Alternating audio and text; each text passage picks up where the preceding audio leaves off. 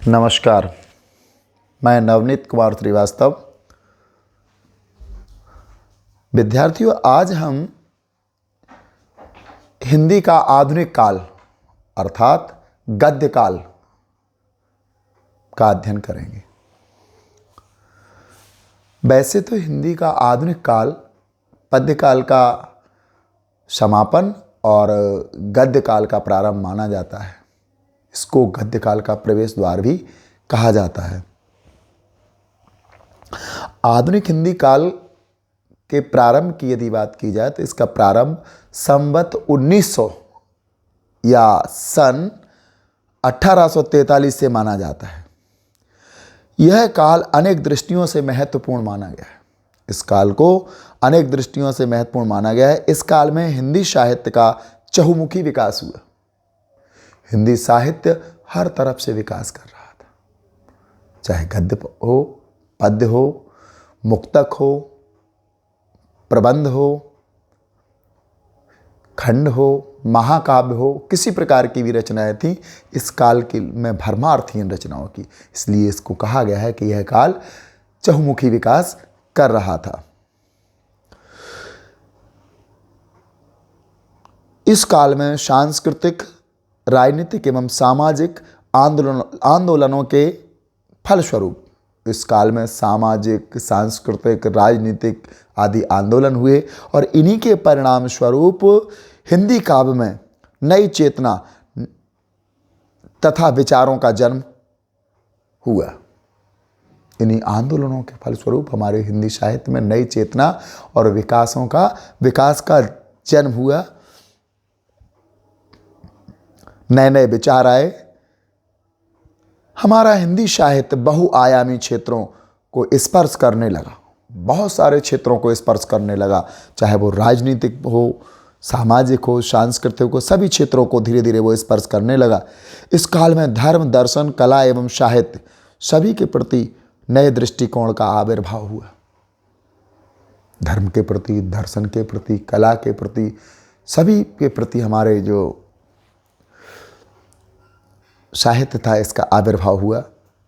आधुनिक हिंदी कविता के विकास क्रम को विभिन्न विद्वानों ने अनेक प्रकार से वर्गीकृत भी किया है, किंतु जो सर्वमान्य वर्गीकरण है वो आज हम आपके समक्ष प्रस्तुत करेंगे।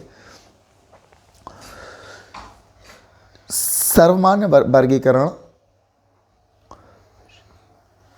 जो युग प्रारंभ होता है, सबसे पहले भारतेंदु युग। ये भारतेंदु हरिश्चंद्र का काल माना जाता है। इसको पुनर्जागरण काल भी कहा जाता है। इस युग का प्रारंभ 1857 ईस्वी से 1900 ईस्वी तक माना जाता है। भारतेंदु काल में विभिन्न प्रकार के जो औपनिवेशिक शासन था उसके विरुद्ध हमारे यहाँ आवाज़ उठी, हमारे अंदर चेतना आई और इसलिए इसको हिंदी साहित्य का प्रवेश द्वार माना जाता है। इसके बाद आता है द्विवेदी युग।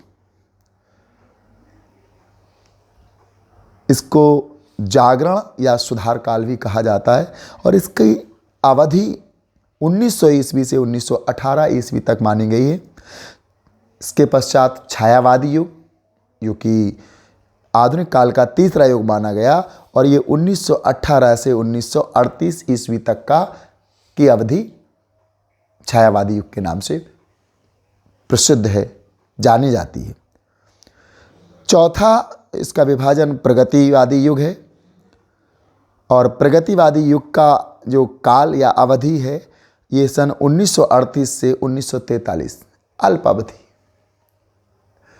केवल 5 वर्ष की अवधि थी इसकी।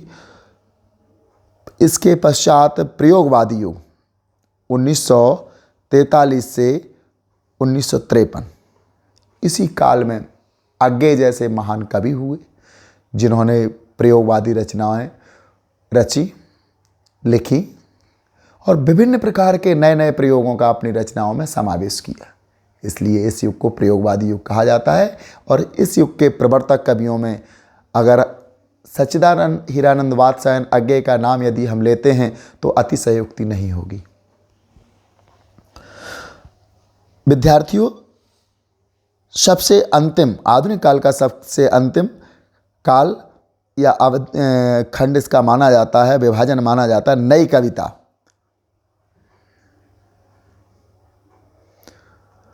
और इसका समय सन 1953 से आज तक अद्यतन इसको माना गया है।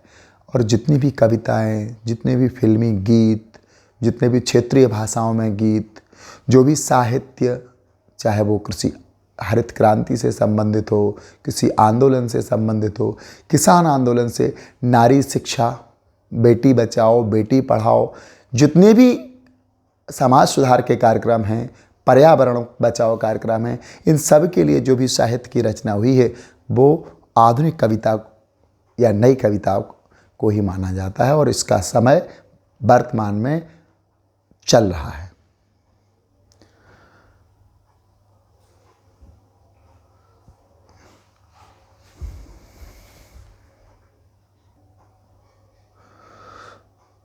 विद्यार्थियों, यदि हम पहले युग पुनर्जागरण काल की बात करें तो भारतेंदु युग अर्थात पुनर्जागरण काल, भारतेंदु युग हिंदी कविता का जागरण काल माना जाता है। इस युग को हिंदी साहित्य का प्रवेश द्वार भी माना गया है। इस युग में जितने भी कवि हुए, जो भी रचनाएं रची गई, जो भी कविताएं रची गई हैं भारतेंदु युग में, उन सब रचनाओं में देशोद्धार, राष्ट्र प्रेम, अतीत की गरिमा आदि विषयों की ओर ध्यान दिया गया। और कवियों की वाणी में राष्ट्रीयता का स्वर निनादित होने लगा। भारतेंदु युग के कवियों की वाणी में राष्ट्रीयता का स्वर निनादित हुआ। भारतेंदु युग या पुनर्जागरण काल के प्रमुख कवि स्वयं भारतेंदु हरिश्चंद्र, जिनके नाम पर इस युग का नामकरण हुआ है। इनकी प्रमुख रचनाएं प्रेम सरोवर, प्रेम फुलवारी, वेणुगीति, प्रेम मल्लिका, ये भारतेंदु हरिश्चंद्र की प्रमुख रचनाएं हैं। दूसरे कवि, भारतेंदु युग के दूसरे कवि प्रताप नारायण मिश्र, इनकी अलग ही पहचान थी। प्रताप नारायण मिश्र की रचनाएं प्रेम पुष्पावली, मन की लहर, श्रृंगार विलास। इसी युग के तीसरे कवि चौधरी बद्री नारायण प्रेमधन, तीसरे कवि हैं चौधरी बद्री नारायण प्रेमधन। इनकी रचनाओं की यदि बात की जाए तो जीर्ण जनपद, आनंद, अरुणोदय, लालित्य लहरी। चौथे कवि राधा चरण गोस्वामी, इनकी तो प्रसिद्ध कृति एक ही है, नवभक्तमाला। राधा चरण गोस्वामी कृत नवभक्तमाला।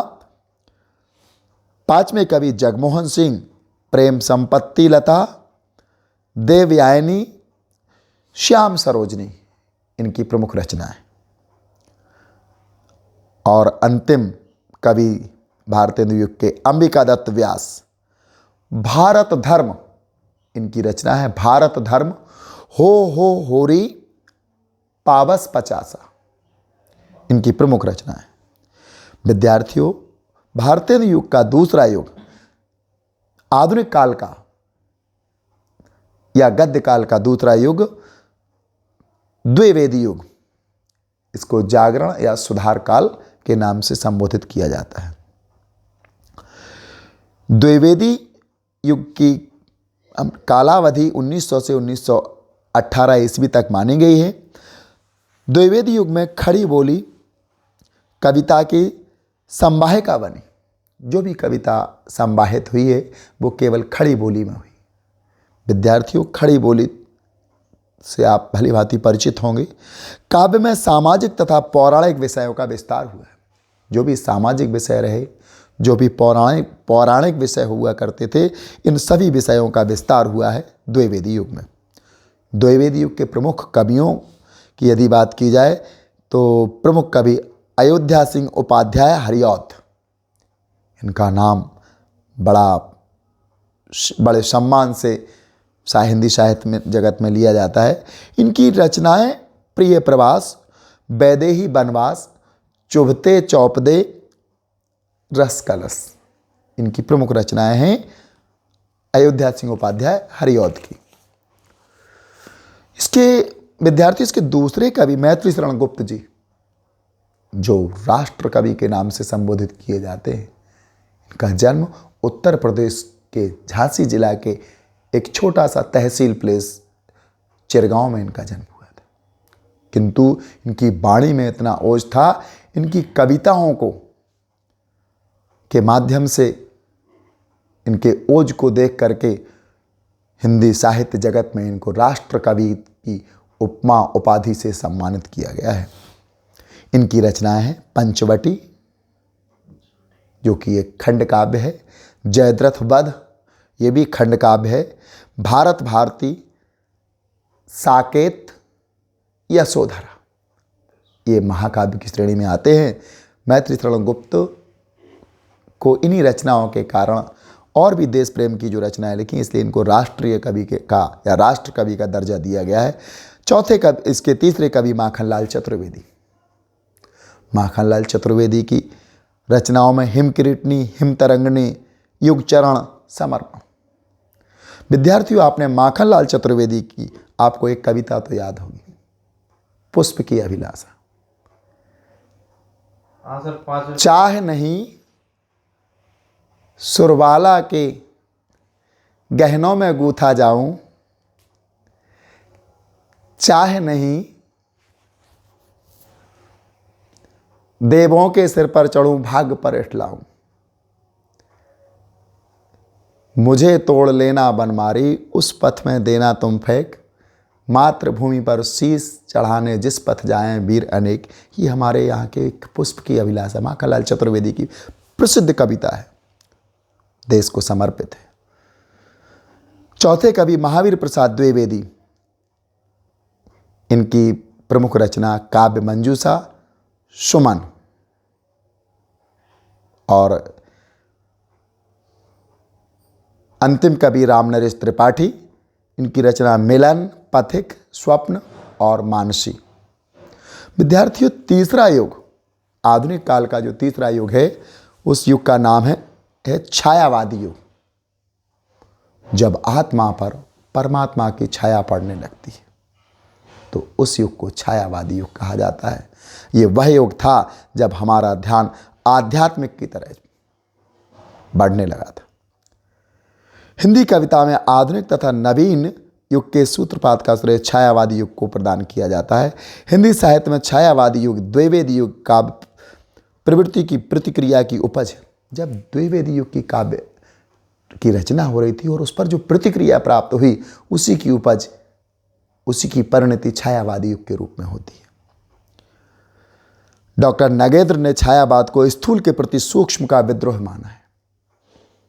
डॉक्टर नगेंद्र ने छायावाद को स्थूल के प्रति सूक्ष्म का विद्रोह माना है।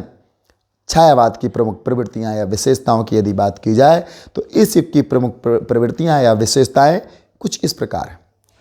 नारी सौंदर्य और प्रेम चित्रण, प्राकृतिक सौंदर्य और प्रेम व्यंजना, अलौकिक प्रेम का रहस्यवाद, दर्शन के क्षेत्र में अद्वैत एवं सर्वात्मवाद, समाज के क्षेत्र में समन्वय तथा साहित्य के क्षेत्र में व्यापक कलावाद या सौंदर्यवाद।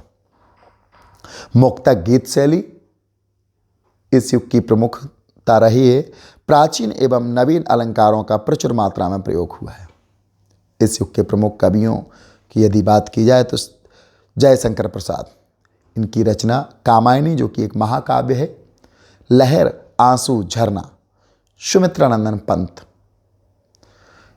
दूसरे कवि हैं इसके, सुमित्रानंदन पंत। इनकी रचना पल्लव, ग्रंथि, गुंजन, वीणा, उच्छ्वास। अगले कवि सूर्यकांत त्रिपाठी निराला। इन्होंने परिमल, अणिमा, अनामिका, तुलसीदास आदि की रचना की है। अगली कवियत्री श्रीमती महादेवी वर्मा। इनकी रचनाएं रश्मि, नीरजा, निहार, सांध्य गीत। राम कुमार वर्मा, जो कि इस युग के अंतिम कवि माने जाते हैं। इनकी रचना निशीथ, चित्ररेखा, आकाशगंगा। विद्यार्थियों, आधुनिक काल का चौथा युग प्रगतिवादी युग और प्रयोगवादी युग है।